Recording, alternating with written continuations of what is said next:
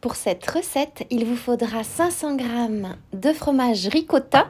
Normalement, on utilise l'Antotiro qui est un fromage grec mais qui est très difficile à trouver. Il fallait donc naturellement trouver quelque chose qui s'en rapproche le plus et c'est la ricotta à mes yeux. Ajoutez 125 ml de miel. Pour ceux qui me connaissent, vous savez que je n'aime pas faire chauffer le miel. Mais parfois, vous n'avez pas d'autre choix que de l'utiliser pour respecter un minimum la recette. C'est quand même un gâteau 3 ingrédients où le miel a une importance évidente. Si vous retirez le miel, vous retirez l'âme de cette recette. Il faut bien mélanger jusqu'à ce que les deux ingrédients se soient bien combinés ensemble. Ajoutez un œuf et mélanger jusqu'à ce qu'il se soit bien incorporé. Cette étape est très importante pour obtenir une consistance qui ressemble presque à un flan. Puis ajoutez un deuxième œuf et mélangez à nouveau. Ajoutez un troisième œuf, puis mélangez. Un quatrième œuf, puis mélangez encore. Un cinquième œuf. Un sixième œuf, là vous êtes en train de vous demander mais combien va-t-elle mettre d'œufs? Et un septième, c'est le dernier.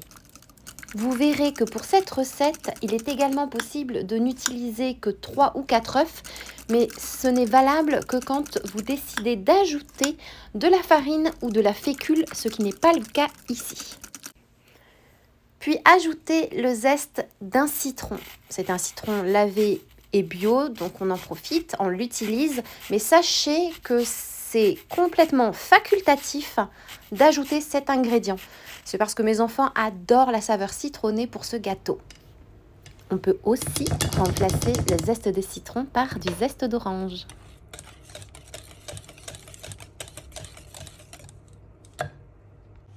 Préparez un moule à gâteau recouvert de papier sulfurisé d'un diamètre d'environ 24 x 20 cm. Versez votre pâte à gâteau et cuire en bas du four à 200 degrés pendant environ 25 minutes. À la sortie du four, le gâteau est bien gonflé, mais il va dégonfler rapidement, un petit peu, pas trop, je vous rassure, et surtout il est bien doré.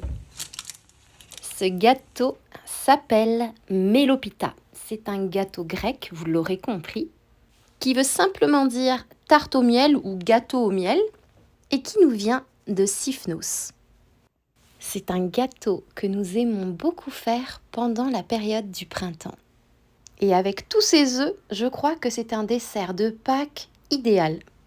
Et regardez cette belle texture. Elle est crémeuse et fondante en bouche. C'est un gâteau léger qui se fait très rapidement. C'est vraiment une chance d'avoir une recette aussi onctueuse, délicieuse et rapide. Vous pouvez la manger comme ceci ou alors, à la traditionnelle, on ajoute un petit peu de miel par-dessus.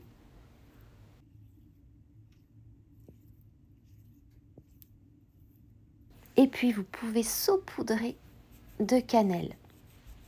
Bon, c'est ce que je préfère. Mais dans ma famille, certains préfèrent sans. C'est pour ça que je n'arrose pas de miel et je ne saupoudre pas de cannelle quand le gâteau est entier. À vous de faire votre choix. Deux petites précisions. La première, vous pouvez remplacer le fromage ricotta par du fromage cottage. Et si je pouvais vous conseiller un type de miel pour cette recette, ce serait le miel de thym qui est vraiment idéal pour cette recette. Et maintenant, il ne me reste plus qu'à vous souhaiter une délicieuse et gourmande dégustation.